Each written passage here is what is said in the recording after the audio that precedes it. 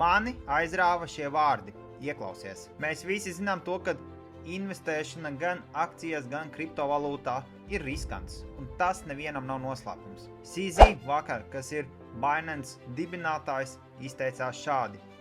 Ieguldīt kriptovalūtā ir riskanti. Neieguldīt kriptovalūtā arī ir riskanti. SEC atliek lēmumu par 21 Shares, Vanek, Bitwise un Canary Capital Sol ETF pieteikumu. Michael Saylor Strategy vakardien iegādājās 7390 bitcoinus. Trumps vakardien saka to, ka Krievija ir gatava un vēlās noslēgt liela mēroga tirzniecības darījumu ar Ameriku. Bybit kļūst par pirmo kriptovalūtas biržu, kas dos saviem klientiem iespēju tirgoties ar akcijām. Un patreiz tur būs pieejamas top 78 kompāniju akcijas. Crypto.com biržai jauna sadarbība ar Canary Capital. Indijas augstākā tiesa saka to, ka kriptovalūta ir jāregulē, nevis jāizliedz. Pievienojies mums kripto numur 1.